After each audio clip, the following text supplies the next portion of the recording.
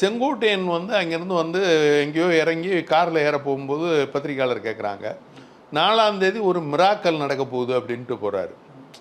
தேர்தல் மக்களால் ஓட்டு போட்டு தேர்ந்தெடுக்கிறது, மிராக்கல் இல்லை.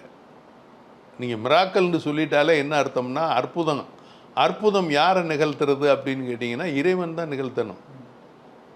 இது ஜனநாயக நாட்டில் மக்கள் ஓட்டு போட்டு நேரடியாக சர்வேவலுக்காக அவங்க வாழ்க்கைக்காக ஜனநாயகத்துக்காக ஓட்டு போட்டு தேர்ந்தெடுக்கிறது.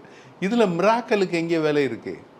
தேர்தலுக்காக நீங்கள் ஊர் ஊராக போய் ஓட்டு கேட்க வேண்டியது, மக்களை சந்திக்க வேண்டிய அவசியமே இல்லையே.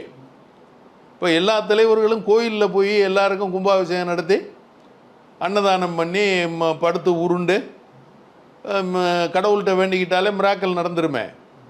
ஸோ அதனால் இந்த மிராக்கலுங்கிற வார்த்தையை அவர் யூஸ் பண்ணும்போதே எனக்கு புரிஞ்சிட்டது இதில் ஒன்றுமே கிடையாது. எனக்கு பார்க்க விஜய் ஒருத்தராவது ஜெயிப்பாரான்னு கூட எனக்கு டவுட்டுங்க. ஏன்னா அந்த ஒரு தொகுதியில் 2 லட்சம் ஓட்டு போடக்கூடிய விஜய் ஆளுக இருக்காங்களா?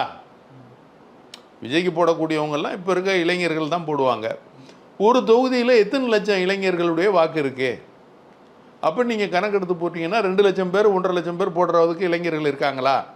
அதனால் இப்போ அவரே ஜெயிப்பாரா, அவர் நின்ற தொகுதிகளில் அவர் ஜெயிப்பாரா அப்படிங்கிறதெல்லாம் டவுட் இருக்குது.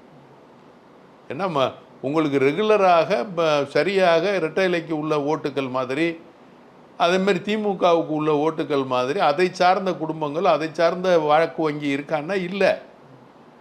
சரி, இப்போ புதுசாக இது உருவாகிருக்கு. யார்? அவருடைய விசிறிகள், அவரை விரும்புகிறவங்க. அப்போ அவங்க எவ்வளோ பேர் இருப்பாங்க ஒவ்வொரு தொகுதியில்? 20,000 பேர் இருப்பாங்களா? 10,000 பேர் இருப்பாங்களா? 15,000 பேர் இருப்பாங்களா? 50,000 பேர் இருப்பாங்களா? இவங்க முழுக்க ஓட்டு போட்டாலுமே ஜெயிக்க முடியாது.